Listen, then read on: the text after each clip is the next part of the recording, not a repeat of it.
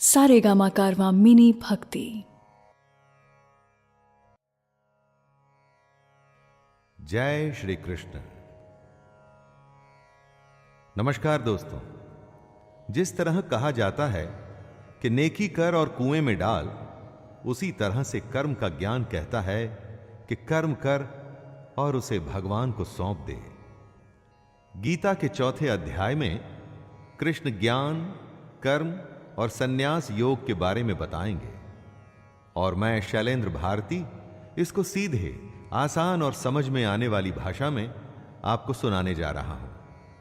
आइए सुनते हैं भगवत गीता का अध्याय 4, जिसे ज्ञान कर्म सन्यास योग के रूप में जाना जाता है।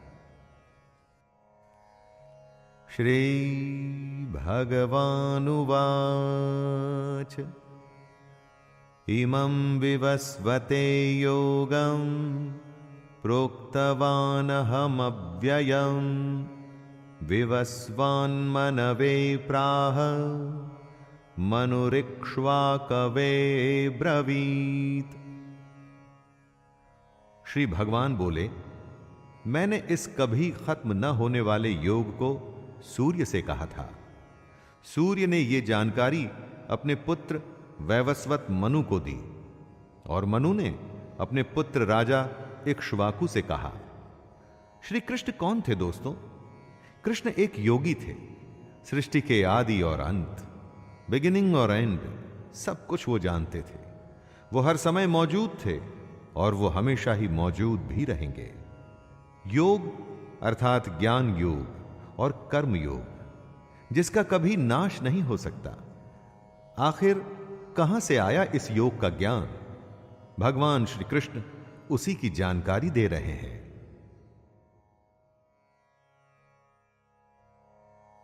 एवं परंपरा प्राप्तम इमं राजर्षयो विदुः सकाले नेह महता योगो नष्टः परंतप। हे परंतप अर्जुन, परंपरा चलती रही और कई राजर्षियों को इसकी जानकारी हो गई, लेकिन उसके बाद वह योग बहुत काल से इस पृथ्वी लोक में गायब हो गया। ज्ञान कहीं न कहीं से आता है और उसके बाद वो धीरे धीरे फैलना शुरू होता है। यह ज्ञान कृष्ण से सूर्य और इस तरह से गीता के माध्यम से हम लोगों तक आया। सैकड़ों हजारों सालों का सिलसिला है ये तो, लेकिन बीच में ऐसा भी समय था जब यह ज्ञान योग पृथ्वी पर से गायब हो गया था। ज्ञान बढ़ाने से बढ़ता है और घटाने से खत्म होने लगता है। इसीलिए हम इस योग को, गीता के सार को, कृष्ण की बातों को आप तक ला रहे हैं। एवायं मया तेऽद्य योगः प्रोक्तः पुरातनः भक्तोऽसि मे सखा चेति रहस्यं ह्येतदुत्तमम्। खजाने को खुले में नहीं रखा जाता, उसी तरह से रहस्य भी खुल के सामने नहीं आता, धीरे धीरे आता है। कृष्ण अर्जुन से कहते हैं, तू मेरा भक्त और प्रिय सखा है, इसलिए वही ये पुरातन योग आज मैंने तुझसे कहा है, क्योंकि ये बड़ा ही उत्तम रहस्य है, अर्थात गुप्त रखने योग्य विषय है। अर्जुन कृष्ण का भक्त भी है और मित्र भी, इसीलिए कृष्ण उसे ये सदियों पुराना योग बता रहे हैं, सिखा रहे हैं और ये भी कह रहे हैं कि वैसे तो ये गुप्त रखने की बात है, लेकिन वो अपना सब कुछ अर्जुन को बता रहे हैं। यहां पर गुप्त रखने से मतलब है कि इतने बड़े ज्ञान का सम्मान हो, इसे सामान्य विद्या न समझा जाए। अर्जुन उवाच अपरं भवतो जन्म परं जन्म विवस्वतः कथमेतद्विजानीयां त्वमादौ प्रोक्तवानिति। अर्जुन एकदम हमारे जैसा ही मानव है, ह्यूमन। हमारे जैसे ही सवाल उसके मन में भी आते हैं। किसी भी बात को जादू की तरह मान लें कि सूर्य का जन्म तो असंख्य सालों पहले हुआ और कृष्ण यहां सामने खड़े हैं, तो कब यह योग सूर्य को बताया गया और कैसे? यही सवाल वो कृष्ण से कर रहे हैं। आपका जन्म तो अर्वाचीन अभी हाल का है और सूर्य का जन्म बहुत पुराना अर्थात कल्प के आदि में ही हो चुका था। तब मैं इस बात को कैसे समझूं कि आप ही ने कल्प के आदि में सूर्य से योग कहा था? यहां पर अर्जुन कृष्ण पर शक नहीं कर रहा, वो समझना चाहता है कि जो भी हुआ वो कैसे हुआ।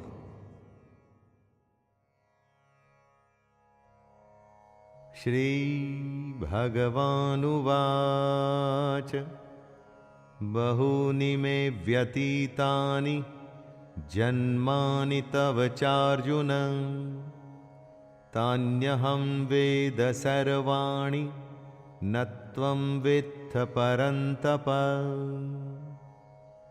दोस्तों, भक्त नहीं जानता, लेकिन भगवान सब जानता है। साधक मतलब कि साधना करने वाला ये नहीं जानता, लेकिन महापुरुष सब कुछ जानता है। जो आंखों से दिखता है वो तो सब जान सकते हैं, इसमें विशेष क्या हुआ, स्पेशल क्या है? जो अव्यक्त है यानी अनएक्सप्लेन्ड है, उसे सिर्फ ज्ञानी और महापुरुष ही जानते हैं। श्री भगवान बोले, हे परंतप अर्जुन, मेरे और तेरे बहुत से जन्म हो चुके हैं, उन सबको तू नहीं जानता, किंतु मैं जानता हूं। यही कृष्ण कह रहे हैं कि अर्जुन उनको साधारण जन्म लेने वाला, हमारे जैसे शरीर वाला ना समझे। दोस्तों, ये बात हमारे लिए भी आवश्यक है कि कृष्ण को हम कैसे और क्या समझें।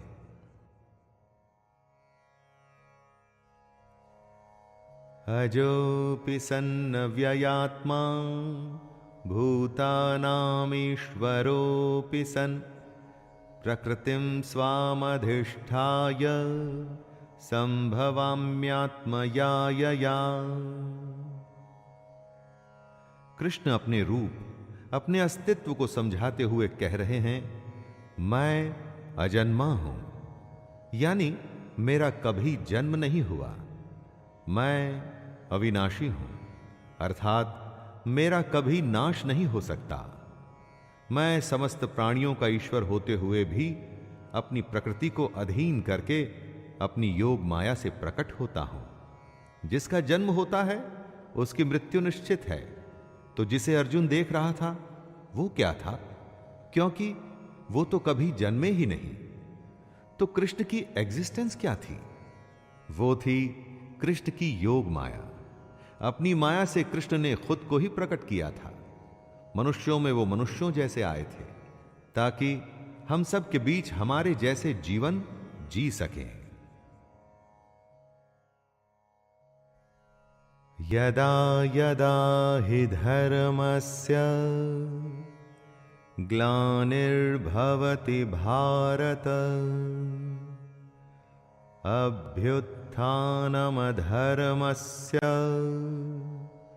तदात्मानं सृजाम्यहम्। हे भारत, जब जब धर्म की हानि होती है, अधर्म बढ़ जाता है, तब तब ही मैं अपने रूप को रचता हूं और इस दुनिया के सामने प्रकट होता हूं। हर काल में धर्म का नाश होता है, यानी कि अधर्म, करप्शन, पाप बढ़ने लगता है। तब किसी न किसी की जरूरत पड़ती है दोस्तों, जो आए और सब कुछ ठीक करे।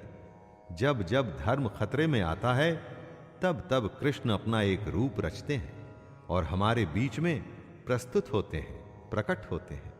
और इसी प्रकट होने को ही अवतार कहते हैं। हर युग में आपको एक अवतार की कहानी मिलेगी जो धर्म की स्थापना के लिए धरती पर जन्म लेता है।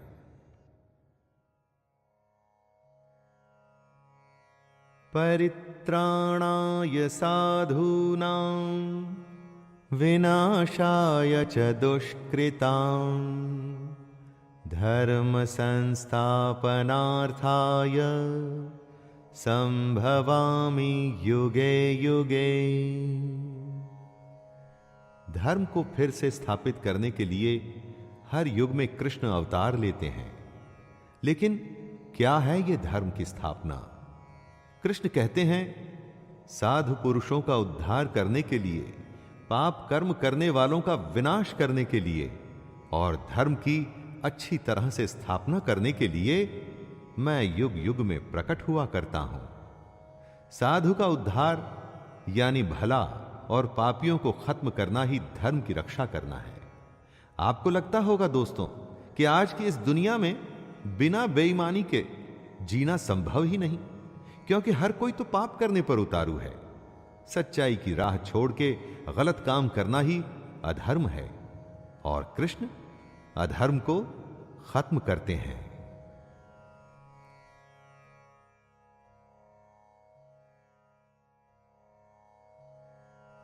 जन्म कर्म च मे दिव्यम एवं यो वेत्ति तत्वतः त्यक्त्वा देहं पुनर्जन्म नैति मामेति सोऽर्जुन।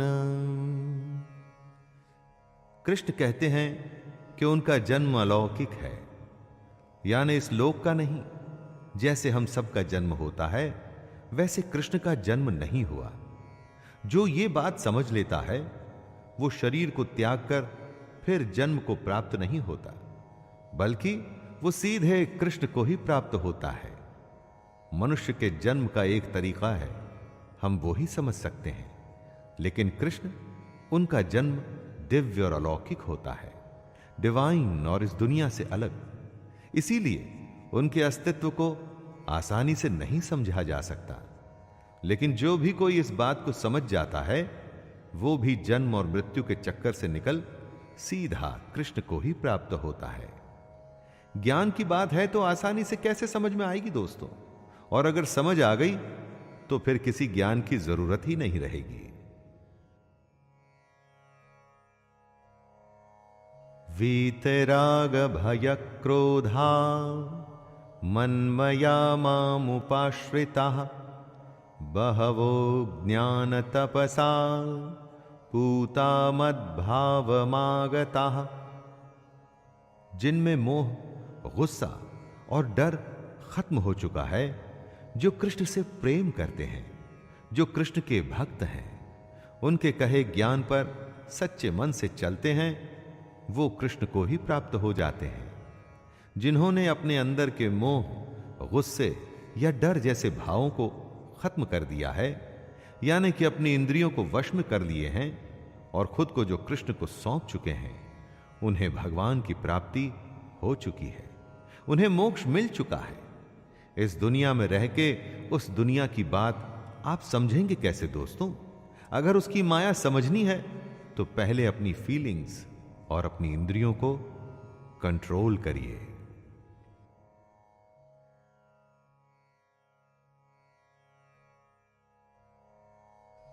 ये यथा मां प्रपद्यन्ते तांस्तथैव भजाम्यहम् मम वर्तमानुवर्तन्ते मनुष्याः पार्थ सर्वशः। हे अर्जुन, जो भक्त मुझे जिस प्रकार भजते हैं, मैं भी उनको उसी प्रकार भजता हूं, क्योंकि सभी मनुष्य मेरे ही बताए रास्ते पर चलते हैं। दोस्तों, कृष्ण यहां पर कितनी बड़ी बात कह रहे हैं। जो उनको भजते हैं, कृष्ण वापस से उनको उसी प्रकार भजते हैं। कहने का अर्थ है कि जो कृष्ण के स्वरूप को, उनके ज्ञान को और उनकी कही बातों को अच्छे से समझ जाता है, वो एक तरह से कृष्ण में मिल जाता है। यहां भजने से मतलब पूजा पाठ या आरती मत समझ लीजिएगा दोस्तों। सच्चे अर्थों में भगवान को भजने का मतलब है उसकी कही बातों पे चलना।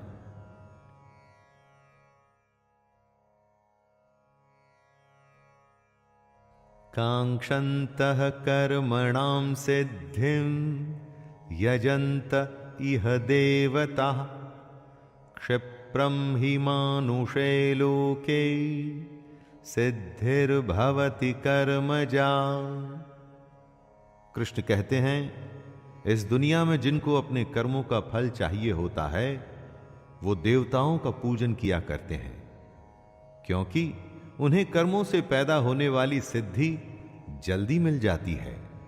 जो लोग कृष्ण के कहे अनुसार कर्म करते हैं और साथ में देवताओं की पूजा करते हैं, उन्हें उनके कर्मों के फल जल्दी मिल जाते हैं।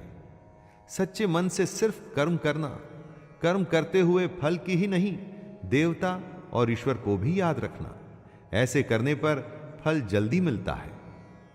कर्म किया है तो फल तो आएगा ही, चाहे अच्छा या बुरा, लेकिन अगर कर्म करते हुए मन में भगवान है तो फल अवश्य अच्छा और जल्द आएगा।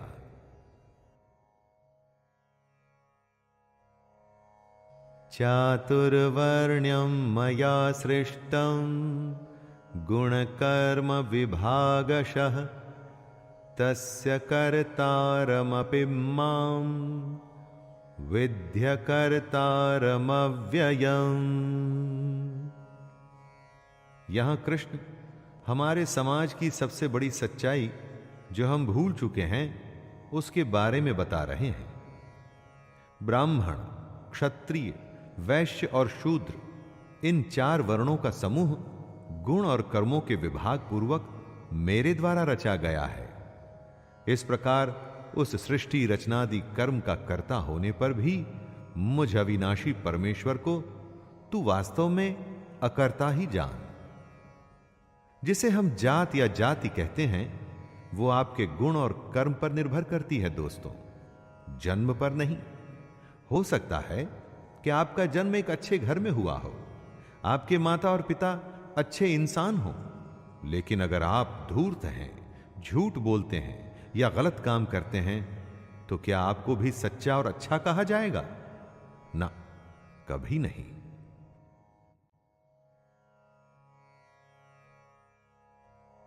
न मां कर्माणि लिम्पन्ति न मे कर्म फले स्पृहा इति मां योऽभिजानाति कर्मभिर्न सबध्यते। कर्म करना है लेकिन उसमें बंधना नहीं, यह कॉम्प्लिकेटेड है दोस्तों, इसलिए जरा ध्यान दे के सुनिएगा। कर्म को पूरी लगन से अपना कर्तव्य समझ के आपको करना है, लेकिन उसमें बंधकर उसके फल के लिए परेशान नहीं होना है। आपने परीक्षा दी या किसी चुनौती का सामना किया, अब उसके रिजल्ट का आपको इंतजार है और आप सोच रहे हैं कि न जाने क्या होगा। हे भगवान, अच्छा कर देना। यह गलत है। सच्चे मन से कर्म करिए और आगे बढ़ते रहिए। भगवान से यह मत कहिए कि वो सब अच्छा करें, आप अपना कर्म अच्छा करिए, उसके बाद उस पर छोड़ दीजिए। भगवान को अच्छा फल देने के लिए कभी मत कहिए, उससे कुछ नहीं होगा।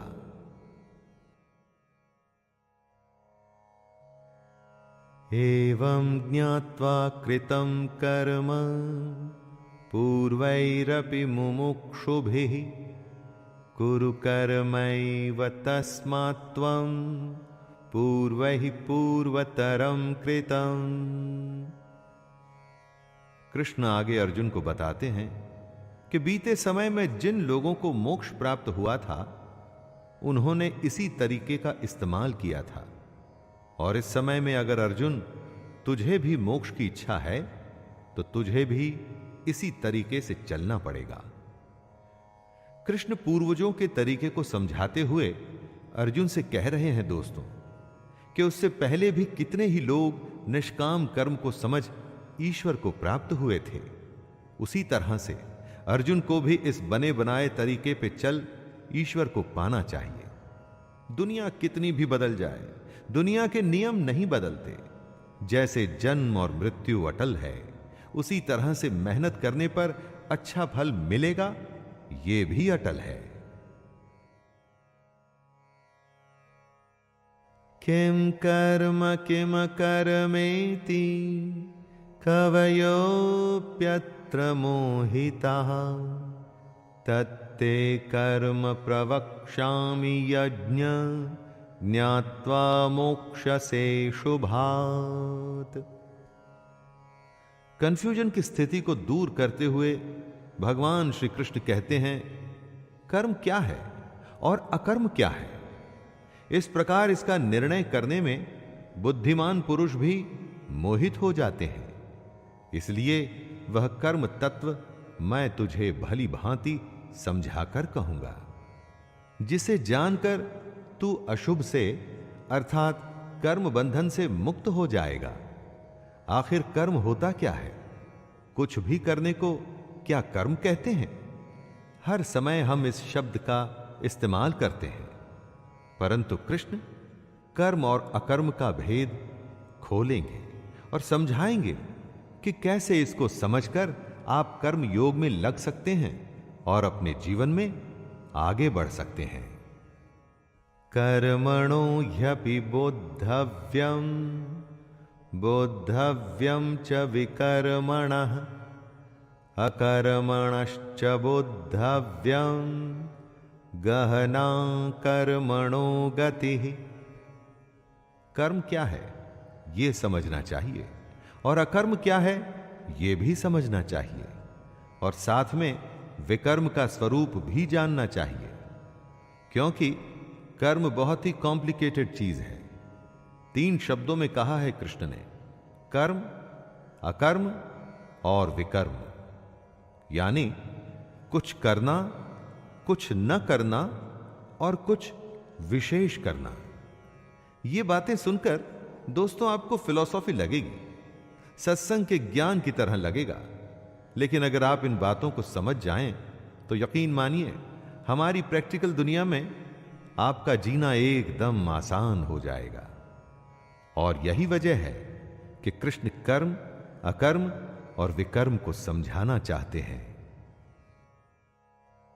कर्मण्य कर्म यह पश्येद कर्मणि च कर्म यह सबुद्धिमान मनुष्येषु सयुक्तः कृत्स्न कर्म कृत।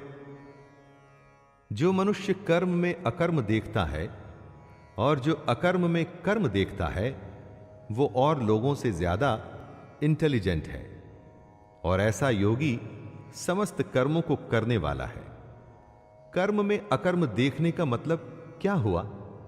यानी जो मनुष्य कर्म करता है लेकिन उस पर घमंड नहीं करता कि करने वाला वो खुद है, वो कर्म में अकर्म को देख रहा है, कर्म को कर्तव्य मान के कर रहा है, लेकिन दुनिया जहान में या खुद अपने आप से उसका डंका नहीं पीटना चाहिए। दोस्तों, उसे यह नहीं करना चाहिए कि मैंने ये कर दिया या वो कर दिया। अपना काम करना है, उसके फल के बारे में नहीं सोचना है, और अपने अगले काम, अगले कर्तव्य में लग जाना है। यही है कर्म में अकर्म को देखना। यस्य सर्वे समारंभाः काम संकल्प वर्जिताः ज्ञानाग्निदग्ध कर्माणं तमाहुः पंडितं बुधाः। कृष्ण कर्म को आगे समझाते हुए कहते हैं, जिसके शास्त्रों द्वारा ठीक बताए गए कर्म बिना कामना और संकल्प के होते हैं, तथा जिसके सारे कर्म ज्ञान रूप अग्नि द्वारा भस्म हो गए हैं, उस महापुरुष को ज्ञानी जन भी पंडित कहते हैं। दोस्तों, सीधी भाषा में इसे यूं समझिए कि कर्म करना है और उसे भूल जाना है। लेकिन कौन सा कर्म? शास्त्र सम्मत। जी हां, शास्त्र सम्मत। जिस कर्म को शास्त्र ठीक बताएं, शास्त्र कौन से कर्म को ठीक बताएंगे? जिसमें धर्म का पालन है, जिसमें आपके कर्तव्य, आपकी रिस्पॉन्सिबिलिटी पूरी होती है। किसी भी काम को अपने स्वार्थ के चलते आप अच्छा या बुरा कह सकते हैं, लेकिन सही कर्म वही है जो शास्त्र सम्मत है। त्यक्त्वा कर्म फलासंगम नित्य तृप्तो निराश्रयः कर्मण्यभिप्रवृत्तोपि नैव किंचित करोति सः। जो पुरुष अपने सारे कर्मों और उनके फल में आसक्ति को छोड़ करके इस दुनिया पर डिपेंडेंट नहीं, और परमात्मा में नित्य तृप्त है, वह कर्मों को करता हुआ भी वास्तव में कुछ भी नहीं करता। जो इंसान काम करते हुए उसके फल के बारे में बिल्कुल नहीं सोचता, वो ही सबसे आगे जाता है। उसी की उन्नति होती है, इतनी उन्नति, इतनी प्रोग्रेस कि अगर वो चाहे तो भगवान को भी पा सकता है। कर्म करते हुए उसके फल, रिजल्ट में आसक्ति नहीं रखनी चाहिए। बस इतनी सी सीधी सी बात है दोस्तों। मत सोचिए कि आगे क्या होगा, बस अभी में रहिए और अपना काम करिए। निराशीर्यत चित्तात्मा त्यक्त सर्व परिग्रह शारीरम केवलम कर्म कुर्वन्नाप्नोति किल्बिषम्। इस श्लोक में श्री कृष्ण योगी की डेवलप्ड अवस्था के बारे में बता रहे हैं, जिसने अपना अंतःकरण यानी मन और इंद्रियों के साथ में शरीर को जीत लिया है, जिसने अपने मन और इंद्रियों को अपने काबू में कर लिया है। ऐसे पुरुष को आशा रहित पुरुष कहा जाता है। आपका मन, अंतःकरण आप में कल्पनाएं जगाता है, आशाएं जगाता है, तब आप उसके काबू में होते हैं। जो आपका मन कहता है आप वही करते हैं और आप अपनी आशाओं के वश में होते हैं। लेकिन जो अपने मन पर विजय पा लेता है, वो सिर्फ शरीर संबंधी कर्म करता है। वो कर्म करता है पर नहीं भी करता। यद्रच्छालाभ संतुष्टो द्वंद्वातीतो विमत्सरः समः सिद्धावसिद्धौ च कृत्वापि न निबध्यते।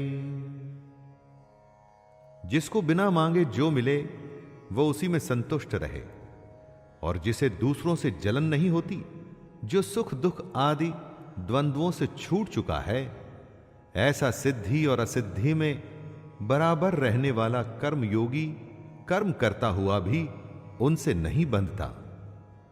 कर्म योगी की डेफिनेशन को समझाते हुए कृष्ण बता रहे हैं कि योगी को जो भी बिना इच्छा के मिल जाता है वो उसी में संतुष्ट रहता है।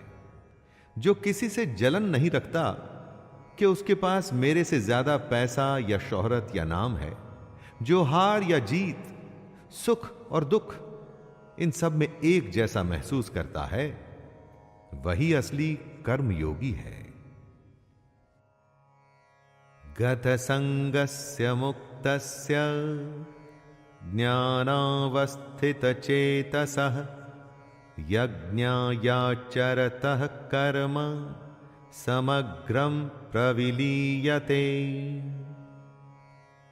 कर्मयोगी अपनी इच्छाओं पर विजय पा अपने लगाव को खत्म करता है। उसे अपनी देह पर भी घमंड नहीं रहता कि मैं इतना ताकतवर या सुंदर हूं। वो अपने मन में ममता या मोह को नहीं आने देता। ऐसे योगियों के मन में सिर्फ परमात्मा का ज्ञान होता है। उसी ज्ञान पे चलते हुए ये अपना कर्म यज्ञ की तरह करते हैं, और इतना कठोर नियंत्रण होने की वजह से ही ये लोग मोक्ष को समझ उसको प्राप्त करते हैं। ऐसा करना आसान नहीं होता दोस्तों, लेकिन ऐसा भी नहीं कि यह असंभव है। यही बात कृष्ण बता रहे हैं कि कई लोग इस अवस्था को प्राप्त हो चुके हैं, कर्म योगी बन चुके हैं। ब्रह्मार्पणं ब्रह्म हविर् ब्रह्माग्रौ ब्रह्मणाहुतं ब्रह्मैव तेन गन्तव्यं ब्रह्म कर्म समाधिना। कृष्ण कहते हैं, जिसे यज्ञ में चढ़ाया जाए वो ब्रह्म है, और हवन करने के लिए जो द्रव्य इस्तेमाल में लाया जाए वो भी ब्रह्म है। साथ में जो हवन की अग्नि में आहुति दी जाए वो भी ब्रह्म है। ऐसे हवन को करने वाला योगी जो फल पाता है वो भी ब्रह्म है। ब्रह्म से यहां मतलब है सबसे बड़ा सत्य। चारों तरफ जो दुनिया आप देखते हैं ना दोस्तों, ये इसी सच का एक रूप है। अपनी हर रोज की जिंदगी में ऐसी गूढ़ बातें कई बार मुश्किल लगती हैं। ऐसा लगता है कि किसके लिए, किसके पास टाइम है। लेकिन इसका अर्थ यह नहीं कि इससे सच बदल जाता है। कृष्ण की इन बातों से ब्रह्म को समझने की कोशिश तो करिए दोस्तों। दैवमेवापरे यज्ञं योगिनः पर्युपासते ब्रह्माज्ञावपरे यज्ञं यज्ञेनैवोपजुह्वति। कुछ योगी देवताओं को सब कुछ मान यज्ञ को उनको समर्पित करते हैं। देवता का अर्थ है जिन भगवान के रूपों की हम पूजा करते हैं। यही यज्ञ का एक रूप होता है जो हमारे जैसे लोगों के लिए है। जो पहुंचे हुए कर्मयोगी होते हैं वो यज्ञ में अपना सब कुछ ब्रह्म को सौंपते हैं। उनका हर अनुष्ठान ब्रह्म के लिए होता है। चाहे आप राम, कृष्ण, शिव या दुर्गा या अपने किसी अभिष्ट को याद करके यज्ञ करें या ब्रह्म को सबसे बड़ा सच मान के कर्म करें, कोई फर्क नहीं पड़ता दोस्तों। बस ये ध्यान रखना है कि आपका कर्म भी एक यज्ञ है जिसमें आप उस ईश्वर को अपना सब कुछ सौंप के बस काम में लग जाते हैं।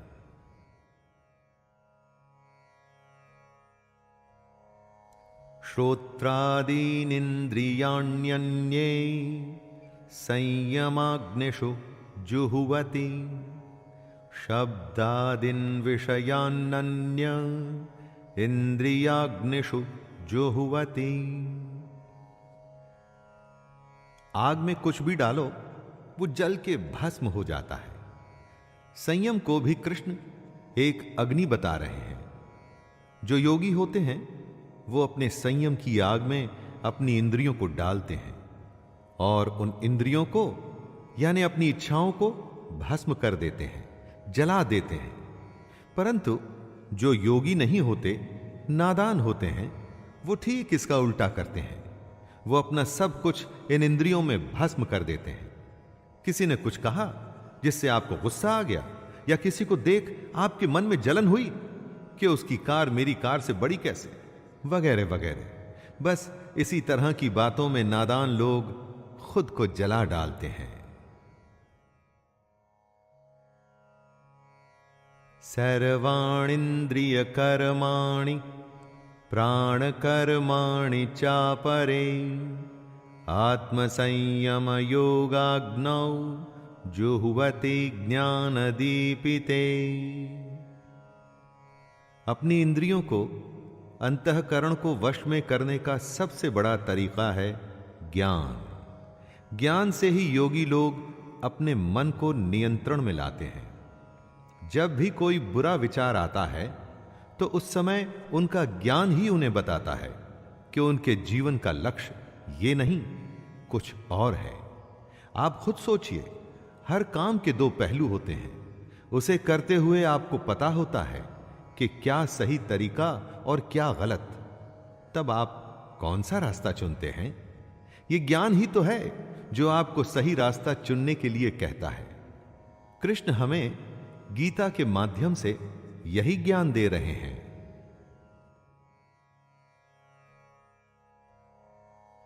द्रव्य यज्ञस्तपो यज्ञ योग यज्ञस्तथा परे स्वाध्याय ज्ञान यज्ञश्च यतयः संक्षिप्तव्रतः। हर किसी का युद्ध अलग है, इसलिए हर किसी का यज्ञ और हर किसी का कर्म भी यज्ञ है। यही बात कृष्ण इस श्लोक के द्वारा हमें बता रहे हैं। कई पुरुष द्रव्य संबंधी यज्ञ करने वाले होते हैं, कितने ही तपस्या रूप यज्ञ करते हैं, तथा दूसरे कितने ही योग रूप यज्ञ करते हैं। कितने ही अहिंसादि तीक्ष्ण व्रतों से युक्त यत्नशील पुरुष स्वाध्याय रूप ज्ञान यज्ञ करने वाले होते हैं। कोई ईश्वर की पूजा कर उसे फूल और फल चढ़ाता है, कोई तपस्या कर भगवान को खुश करने की कोशिश करता है और कोई योग से भगवान को पाने की कोशिश करता है। दोस्तों, अपना युद्ध पहचानिए और अपना कर्म चुनिए। अपाने जुह्वति प्राणम प्राणे पानम तथा परे प्राणापान गति रुद्ध्वा प्राणायाम परायणः अपरे नियताहारः प्राणान् प्राणेषु जुह्वति सर्वेप्येते यज्ञविदो यज्ञक्षपितकल्मषः।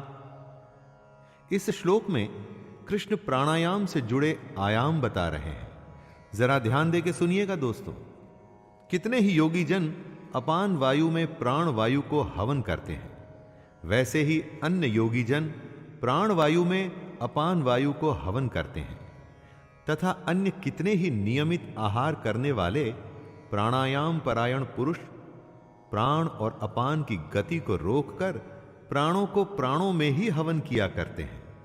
ये सभी साधक यज्ञों द्वारा पापों का नाश कर देने वाले और यज्ञों को जानने वाले हैं। प्राण का अर्थ है सांस अंदर खींचना, अपान का मतलब सांस को छोड़ना। कौन कितना पहुंचा हुआ योगी है उसकी अलग अलग अवस्था होती है।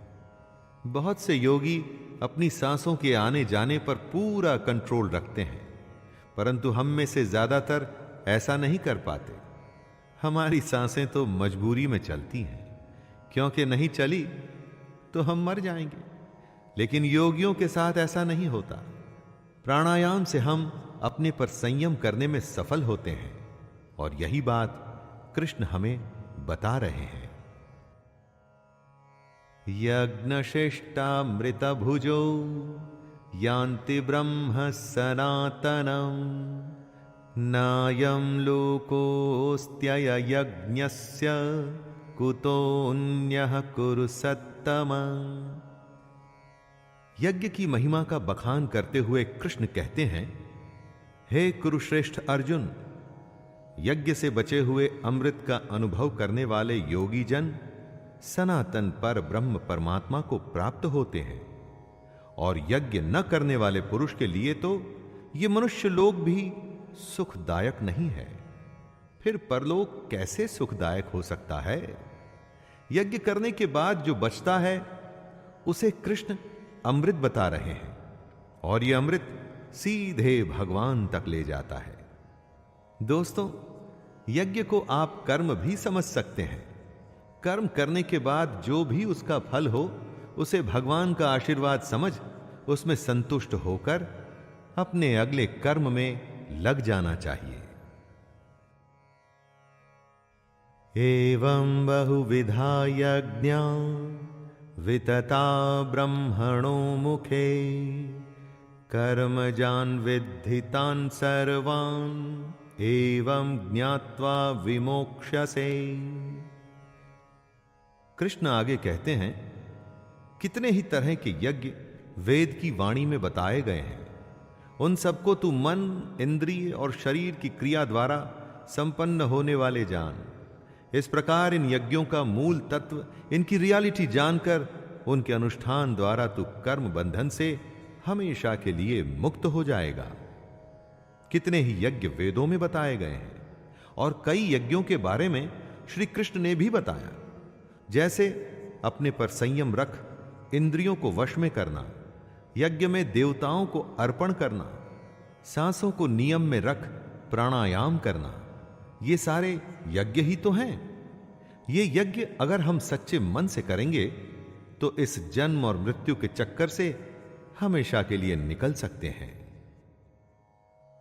श्रेयान् द्रव्यमयाद्यज्ञान यज्ञः परन्तप सर्वं कर्म अखिलं पार्थ ज्ञाने परिसमाप्यते। हे परंतप अर्जुन, आहुति चढ़ाकर किए गए यज्ञ से अच्छा ज्ञान यज्ञ होता है। एक यज्ञ तो वो होता है जिसमें हवन में आप देवताओं का आवाहन कर उन्हें अलग अलग द्रव्य जैसे घी इत्यादि चढ़ाते हैं, और एक दूसरा यज्ञ होता है ज्ञान यज्ञ, जिसमें आप अपनी इंद्रियों को वश में करते हैं, अपनी सांसों को नियंत्रण में रखते हैं, अकर्म करते लेकिन उसके फल में इच्छा नहीं रखते। ये सारे ज्ञान यज्ञ हैं और ये द्रव्य यज्ञों से कहीं अच्छे हैं। इसीलिए ज्ञान यज्ञ हमें सीधे ईश्वर से साक्षात्कार कराता है, हमें उनसे जोड़ता है। तद्विद्धि प्रणिपातेन परिप्रश्नेन सेवया उपदेक्ष्यन्ति ते ज्ञानम ज्ञानिनस्तत्त्वदर्शिनः। अर्जुन तो खुद भगवान के सामने था, लेकिन हम सब तो नहीं है दोस्तों। अगर ये ज्ञान हमें समझ नहीं आ रहा तो हम तत्वदर्शी ज्ञानी महापुरुष के पास जाके इस ज्ञान को या ब्रह्म को समझने की कोशिश कर सकते हैं।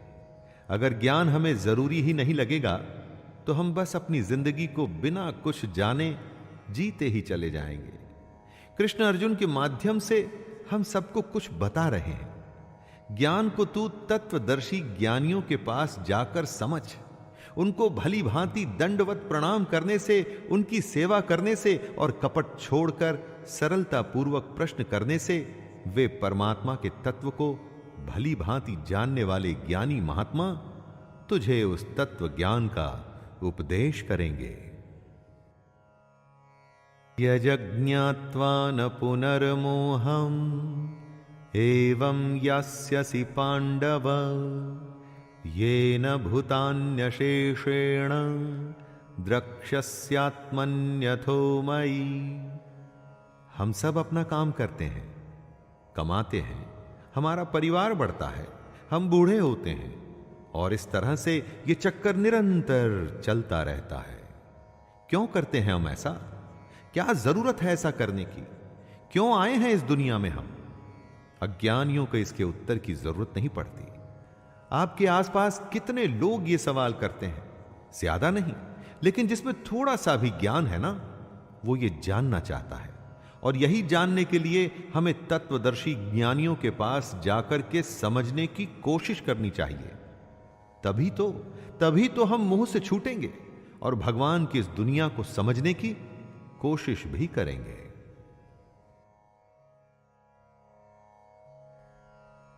अपि चेदसि पापेभ्यः सर्वेभ्यः पापकृत्तमः सर्वं ज्ञाप्लवेनैव वृजिनं संतरिष्यसि। यदि तू अन्य सब पापियों से भी अधिक पाप करने वाला है तो भी तू ज्ञान रूपी नौका द्वारा निसंदेह संपूर्ण पाप समुद्र से भली भांति तर जाएगा। दोस्तों, इसका मतलब यह मत लगाइएगा कि पहले पाप करिए फिर ज्ञान हासिल करिए और बच जाइए। यहां कृष्ण ये कह रहे हैं कि आप इस भ्रम में, डाउट में मत रहिएगा कि हम बहुत बड़े पापी हैं, हमने तो कभी यज्ञ या भगवान को अच्छे से याद नहीं किया, तो ज्ञान हासिल हम कभी कर ही नहीं सकते। हर कोई कर सकता है। जिसमें इच्छा है ज्ञान को हासिल करने की, वो हर कोई कर सकता है। भगवान की असलियत जानने की, वो ज्ञान पे सवार होकर बाकियों से कहीं आगे भी निकल सकता है। तो देर किस बात की दोस्तों, आइए प्रारंभ करें। यथैधांसि समिद्धोऽग्निर्भस्मसात् कुरुतेऽर्जुन ज्ञानाग्निः सर्वकर्माणि भस्मसात् कुरुते तथा। हे अर्जुन, जैसे जलती हुई आग में ईंधन जलकर खत्म हो जाता है, वैसे ही ज्ञान रूप अग्नि हमारे सारे कर्मों को भस्ममय कर देती है। ईंधन को जब आप आग में डालते हैं तो ईंधन बचता नहीं, सब आग बन जाता है। उसी तरह से जब ज्ञान आपको प्राप्त हो जाता है, जब आप ज्ञानी बन जाते हैं, तो आपके कर्म भी खत्म हो जाते हैं। यहां पर दोस्तों, कर्मों के खत्म होने का मतलब यह नहीं है कि आप कर्म करना छोड़ देते हैं। इसका मतलब है कि आप कर्मों के बंधन से छूट जाते हैं। कर्म करते हैं उसे कर्तव्य मानकर, न कि उसके फल के लिए। यही तो ज्ञान है जिसे हम सबको जानना चाहिए। न हि ज्ञानेन सदृशं पवित्रमिह विद्यते तत्स्वयं योगसंसिद्धः कालेनात्मनि विन्दति। ज्ञान हर किसी को शुद्ध कर देता है। कितने ही समय से कई लोगों ने कर्म योग के द्वारा ऐसे ज्ञान को हासिल किया है। अगर मन में इच्छा न हो तो आप काम नहीं करते। उसी तरह से अगर किसी के मन में ज्ञान को समझने की, उसे जानने की जिज्ञासा नहीं है तो उसे ज्ञान कैसे मिलेगा? मन में ज्ञान के प्रति सवाल पैदा करके कर्म योग से ज्ञान हासिल किया जा सकता है। ऐसा कृष्ण कह रहे हैं। जिसका मन साफ है, ज्ञान की इच्छा है और जो निष्काम कर्म करने के लिए तैयार है, वो ज्ञान हासिल कर सकता है। श्रद्धावान लभते ज्ञानम तत्परः संयतेन्द्रियः ज्ञानम लब्ध्वा परां शांतिं चिरेणाधिगच्छति। इंद्रियों को जीतने वाले, मेहनत करने वाले और श्रद्धा रखने वाले मनुष्य को ज्ञान प्राप्त होता है तथा ज्ञान को प्राप्त होकर वह बिना देरी के उसी समय ही उसे भगवान की परम शांति मिलती है। जब आप एग्जाम, परीक्षा देने जाते हैं और अगर आपको सारे जवाब मालूम हैं तो परीक्षा देने में कोई परेशानी नहीं होती दोस्तों। उसी तरह से जो इंद्रियों के वश में करने की कोशिश कर रहा है, जिसके मन में ईश्वर के प्रति श्रद्धा है, उसको इस दुनिया की सच्चाई समझने में या ज्ञान हासिल करने में ज्यादा समय नहीं लगता। सही लगन और सही तरीके से आप दुनिया में कुछ भी हासिल कर सकते हैं। अज्ञश्च श्रद्धानश्च संशयात्मा विनश्यति नायं लोकोऽस्ति न परो न सुखम संशयात्मनः। जो सही गलत का फैसला नहीं कर सकता, जिसमें श्रद्धा नहीं, जिसके मन में शक है, ऐसा मनुष्य खत्म हो जाता है। ऐसे संशय युक्त मनुष्य के लिए न ये दुनिया है, न वो दुनिया, और ना ही सुख। जिसमें न सोचने समझने की शक्ति है, जिसमें न ईश्वर के लिए या इस दुनिया के सच के लिए श्रद्धा है, तो उसके जीवन का कोई मोल ही नहीं। ऐसे अज्ञानी बेवकूफ के लिए किसी दुनिया में आराम नहीं और उसे सुख कभी नहीं मिलता। दोस्तों, बिना कुछ किए कुछ भी हासिल नहीं होता, और साथ में अगर कुछ करने की, कुछ जानने की इच्छा नहीं, तो इस इंसान के होने में और ना होने में कोई फर्क नहीं। योग संन्यस्त कर्माणं ज्ञान संजिन्न संशयम् आत्मवन्तं न कर्माणि निबध्नन्ति धनंजय। हे धनंजय, जिसने कर्म योग के तरीके से अपने सारे कर्मों को भगवान को चढ़ा दिया है और जिसने विवेक के द्वारा अपने सारे शक खत्म कर दिए हैं, ऐसे मन को वश में किए हुए पुरुष को कर्म नहीं बांधते। कर्म योगी वो होता है जो अपना कर्म करता है और उसे भगवान को सौंप देता है, जो अपने हर काम को बिना घमंड के करता है, अर्थात उस पर घमंड नहीं करता, जो अपनी समझ से अपने मन में से शक दूर करता है। अगर शक में रहेंगे ना दोस्तों, तो कभी कोई फैसला नहीं कर पाएंगे, और जो अपने मन पर विजय हासिल कर लेता है, उसे भगवान का ज्ञान जानने से कोई नहीं रोक सकता। तस्मादज्ञान संभूतं हृतस्थं ज्ञानासीनात्मनः छित्त्वैनं संशयं योगम् अतिष्ठोतिष्ठ भारत। हे भरतवंशी अर्जुन, इसलिए तू हृदय में स्थित इस अज्ञान से होने वाले अपने शक को विवेक रूपी तलवार से काटकर कर्म योग में स्थित हो जा और युद्ध के लिए खड़ा हो जा। कृष्ण आवाहन करते हैं अर्जुन को और कह रहे हैं कि अपने अज्ञान को, अपने मन में पैदा हो रहे शक को कर्म योग से दूर कर और युद्ध के लिए खड़ा हो जा। हमें भी दोस्तों, हमें भी अगर कभी मन में कोई शक या चिंता सताए तो बस कर्म योग को ध्यान में रखकर काम में लग जाना चाहिए। ज्यादा नहीं सोचना चाहिए कि अंजाम क्या होगा। काम करके उसे भगवान को सौंप देना चाहिए, बस। तो दोस्तों, ये गीता का चौथा अध्याय था। ज्ञान और कर्म के संबंध को श्री कृष्ण ने हमारे सामने रखा। अब मिलेंगे 5वें अध्याय में, हम और आप और श्री कृष्ण की गीता। आज्ञा दीजिए अपने दोस्त शैलेंद्र भारती को।